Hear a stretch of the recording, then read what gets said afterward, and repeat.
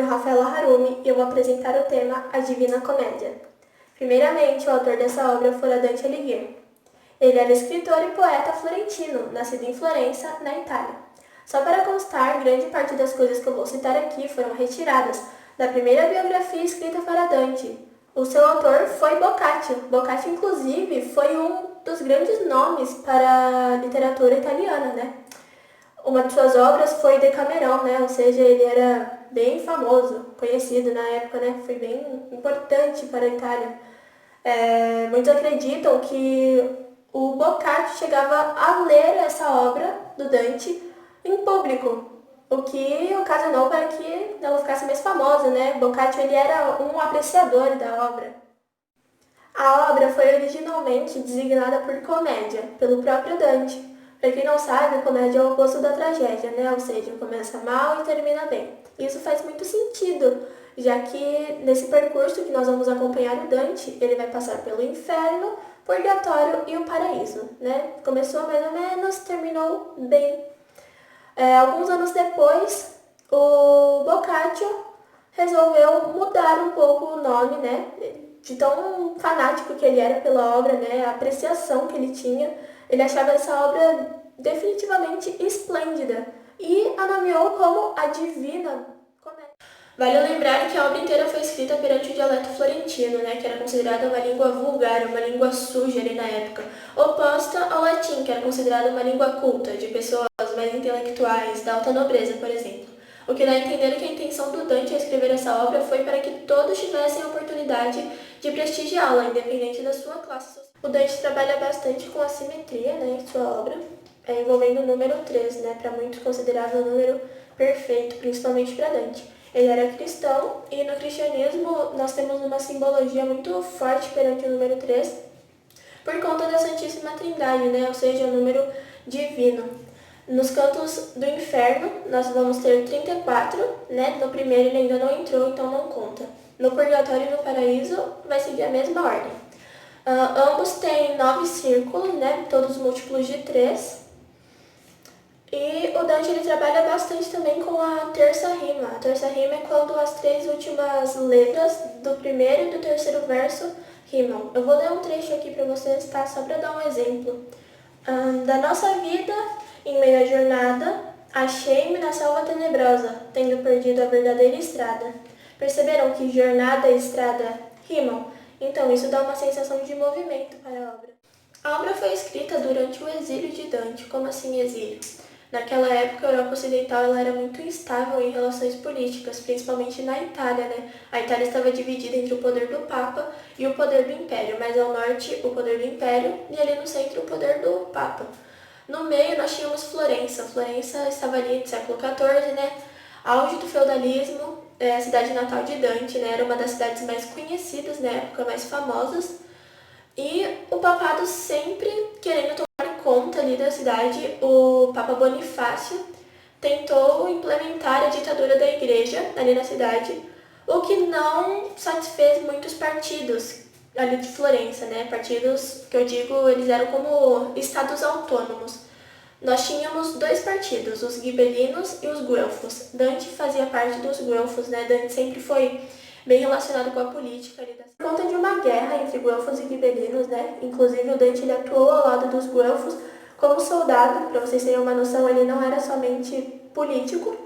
Antes disso ele foi farmacêutico, soldado, escritor, né?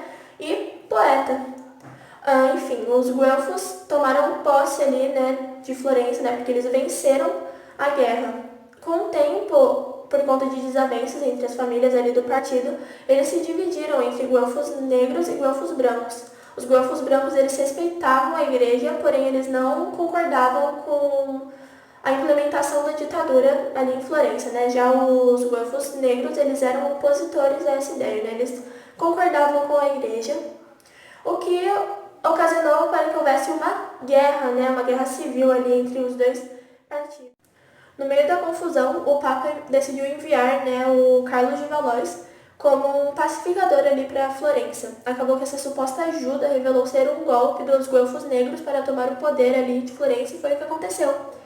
O Dante, como ele era do partido opositor aos guelfos negros, Ele acabou sendo acusado de oposição ao Papa e corrupção, né, o que levou ele ao exílio. Ele não poderia voltar para Florença, senão ele seria morto. Ele passou um tempo em Verona e faleceu em Ravenna, onde se encontra até hoje.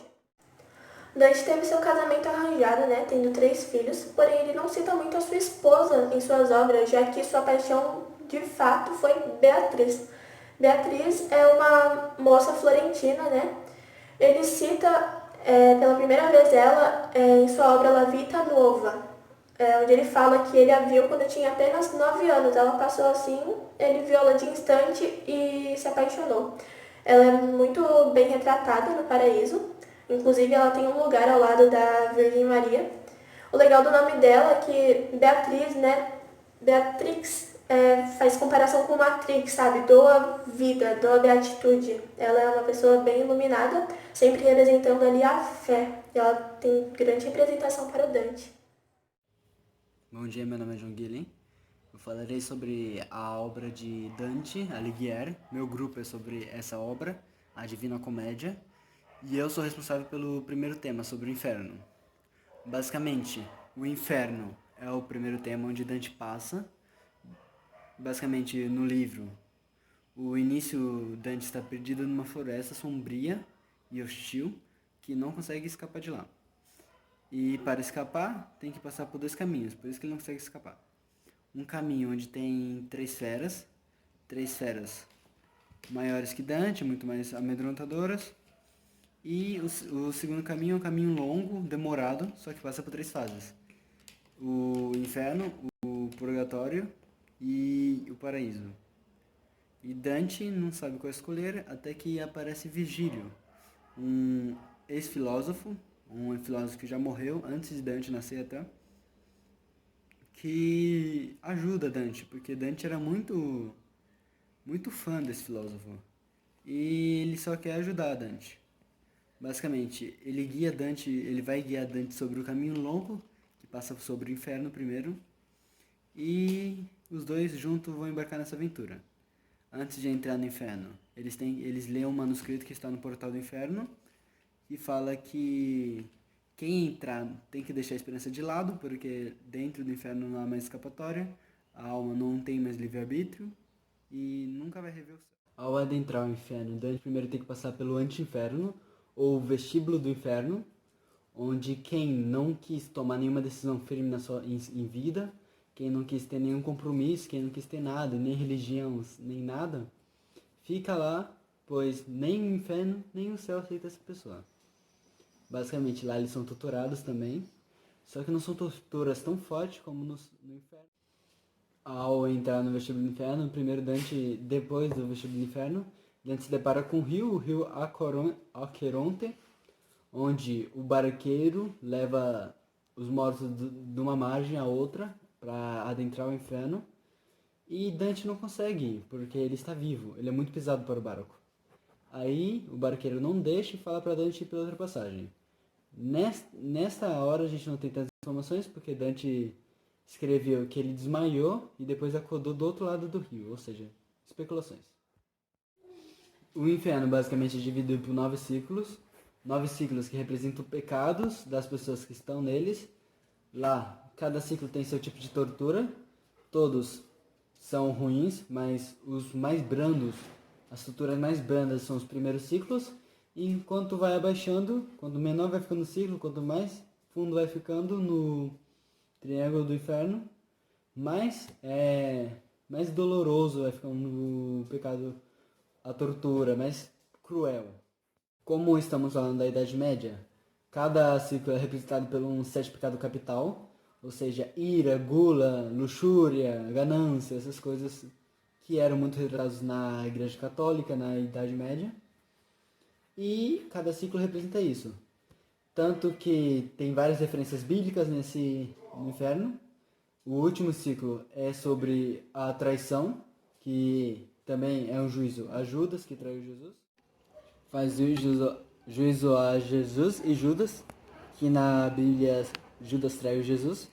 E por isso, lá no centro do inferno, no último círculo, está Lúcifer, o anjo caído congelado, com Judas e outras pessoas em sua boca. como se fosse um castigo eterno, um castigo pela traição. A traição que é o pior dos pecados. E basicamente a traição consegue englobar todos os pecados.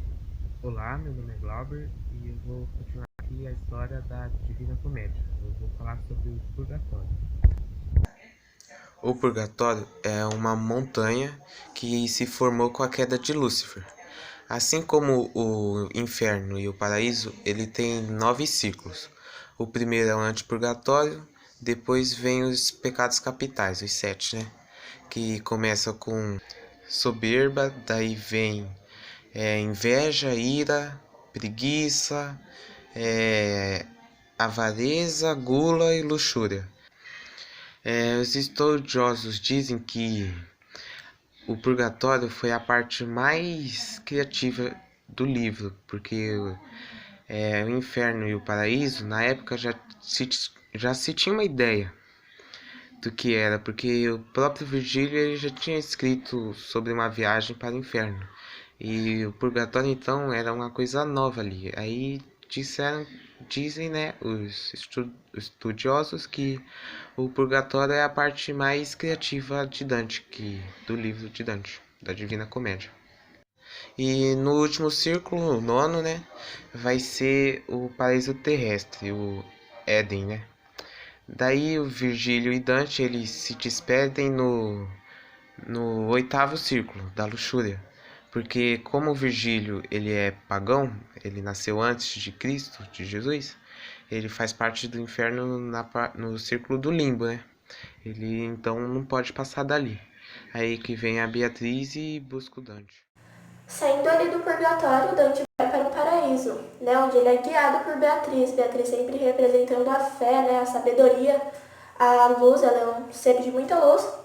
Bom, em vida, Dante não conseguiu acompanhá-la, né? Então, na obra, ele colocou ela como sua acompanhante para percorrer esse caminho divino até o Empírio, né? Que é onde ele pretende chegar.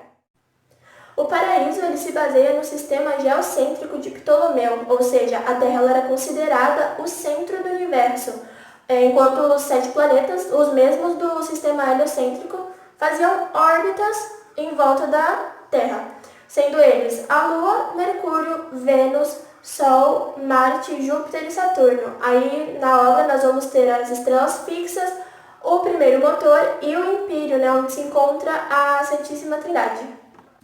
Uma curiosidade legal da obra é que o Dante ele associa muito a característica dos deuses greco-romanos com os planetas, isso me referindo ao paraíso. Se você for parar para analisar, né, a Divina Comédia ela é uma aula extensa da mitologia, né?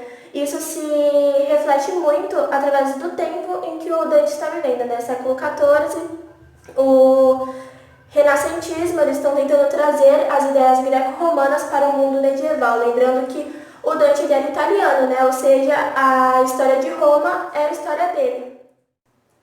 Entrando ali no primeiro planeta, né, a Lua, ali habitam as almas, né, que foram pessoas virtuosas em vida, porém em algum momento elas tiveram que quebrar seus votos, mas não consequentemente, sabe? Inconsequentemente. Algo aconteceu para que elas precisassem quebrar aqueles votos, mas não significa que elas eram pessoas más, certo? Por isso que elas estão ali no primeiro planeta, ou seja, mais distantes de Deus. Apesar de estarem no paraíso, elas estão mais distantes de Deus. E não sei se vocês percebem, né, a característica que o Dante associou, né, com o Deus e o planeta. A Lua, né, ela é considerada inconstante. E ele associou, né, com as pessoas que não foram constantes perante seus votos em vida. Chegando ali no segundo céu, o céu de Mercúrio, né, ali habitam pessoas que em vida ficaram famosas através da caridade e da bondade, né? Elas eram pessoas que ajudavam muito o próximo. O Dante ele associou muito o deus Hermes com esse planeta, né? Pelo fato do deus Hermes ele ser associado ao comércio, né? Mas não comércio de dinheiro. O fato de suprir necessidades, né? Ele era conhecido por unir pontas. É aquele deus que tem a asinha no capacete e nos pés. Ele trazia a mensagem dos deuses para seres humanos, né? Automaticamente ajudando eles. Então ele chega no terceiro céu, o céu de Vênus. Ali habitam pessoas que em vida amaram demais e foram insuficientes na virtude da temperança, né? Uma das virtudes cardinais, que consiste em moderar os desejos carnais durante a vida. Ele associa a deusa Vênus, né, a deusa do amor, com esse planeta. Chegamos então no quarto planeta, o Sol, associado à sabedoria. O local está repleto de teólogos e grandes pensadores da igreja. É muito bonita essa associação, né, que o Dante faz, porque mostra que eles iluminam a tradição, né, como, por exemplo, São Tomás de Aquino. Inclusive, ele bate um papo lá com o santo, ele fala sobre os 12 principais teólogos e sobre as bases do cristianismo, né? Depois ele encontra o São Boaventura, que chega até a se lamentar sobre a corrupção da ordem franciscana. Chegamos então no quinto céu, o céu de Marte, né, relacionado ao deus da guerra. Ali habitam as pessoas que em vida lutaram pelo cristianismo, né, lutaram pela sua religião, principalmente os cruzados, e tanto que as almas ali se encontram em forma de cruz, né, em representação às cruzadas. Ele encontra o seu trisavô, que lutou em uma das primeiras cruzadas, e eles citam o nome de vários guerreiros, né, incluindo o nome de Carlos Magno, que muitos conhecem. É interessante o fato do Dante ter feito um céu somente para os guerreiros, até porque ele era um, porque na época em que o Dante vivia era normal de se haver guerras, né, entre a igreja e o Estado ali da Europa Ocidental e da Itália em si. Chegamos então no sexto céu, né, Júpiter, associado ao deus dos deuses, ali, o deus da justiça. Dante vinha encontrar almas como a de Constantino, de um Trajano e de um Troiano. O que faz ele se questionar, né, já que Virgílio era pagão, e essas duas almas, né, do Trajano e do Troiano, são pagãs também. Então ele fica tipo, por que o Virgílio não pode adentrar os céus e eles puderam adentrar os céus?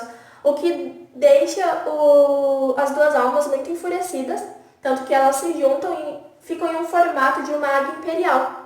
E elas dizem, né, quem és tu para querer me julgar a milhas de distância?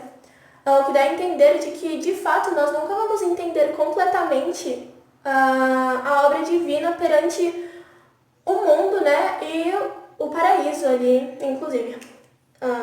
Isso acontece muito na nossa vida, né? Às vezes a gente precisa caminhar, evoluir, para poder olhar para trás e entender o que aconteceu. Se a gente tivesse ficado parado naquele momento, né, fissurado em entender aquilo naquele momento, a gente não sairia do lugar. Eu acho que isso é uma das ideias que o Dante passa nessa parte da obra. Isso tem a ideia do renascentismo entre a fé e a razão, né? Mostra que o paraíso ele é muito mais sentido do que compreendido. Chegamos então ao sétimo planeta, né? Saturno, representado pelo deus do tempo, da compreensão. As almas que ali habitam, elas foram as que chegaram em vida mais perto de cumprir a sua devoção perante os ensinamentos de Deus, né? Por isso que elas estão ali no sétimo planeta, o último planeta da órbita. Elas supostamente chegaram mais próximas da Santíssima Trindade. Dante fala que ao chegar nesse céu, ele viu uma escada enorme erguer-se diante dele, e essa escada ela tem a representação da passagem do material para o metafísico, né? Até porque até então ele tinha um pouco da matéria, né? Ele tinha os planetas ali para se auxiliar. Agora não, é tudo como se fosse a mente de Deus, de fato. Chegamos então ao oitavo céu, né, o céu das estrelas fixas, que o local é composto pela síntese de tudo que o universo faz, né? Como o próprio Dante diz, ali nós encontramos a rosa da qual o Verbo Divino se fez carne, né? No caso, a Maria, mãe de Cristo. Primeira morada dele, de fato, no mundo material. Nesse céu, o Dante vem a ser interrogado por 3 santos através de uma prova sobre as virtudes teológicas, né? Sendo elas aí a fé, a esperança e a caridade, né? Ele é interrogado pelo São Pedro, São Tiago e o São João. As virtudes teológicas, elas são muito importantes para os cristãos quando se trata de adentrar os céus. Por isso que o Dante precisou passar por essa prova, né? Porque se ele não soubesse respondê-las corretamente, significaria que ele não estava pronto chegar ao empírio, né, que é o próximo passo que o Dante finalmente vai dar, né, um passo tão esperado. O primeiro motor, ele tem base no primeiro motor de Aristóteles, né, que defendia bastante as ideias de Platão. Esse local, ele é como se fosse a mente de Deus, né, ele representa a mente de Deus, o pensamento divino, e ele mostra que tudo tem um começo e um fim no metafísico, né, ou seja, tudo que é antecedente a esse primeiro motor, ele é meio que uma consequência, né, um reflexo da divindade. Dante estava quase chegando ali no Empírio, né, faltava bem pouquinho, quando a Beatriz teve que deixá-lo, né, pois ela ainda não estava preparada para ver tamanha luz, ela não tinha evoluído o suficiente para ver de fato, né, a tríade, né, para adentrar ao Empírio. Então a Beatriz voltou para seu lugar ao lado da Virgem Maria, quando Dante teve a oportunidade de escolher com qual santo ele gostaria de entrar no Empírio, né? E ele escolhe São Bernardo de Claraval, o fundador da Ordem Templária. São Bernardo de Claraval ele tem de fazer uma reza para a Virgem Maria para que ela autorize o Dante a contemplar a tríade.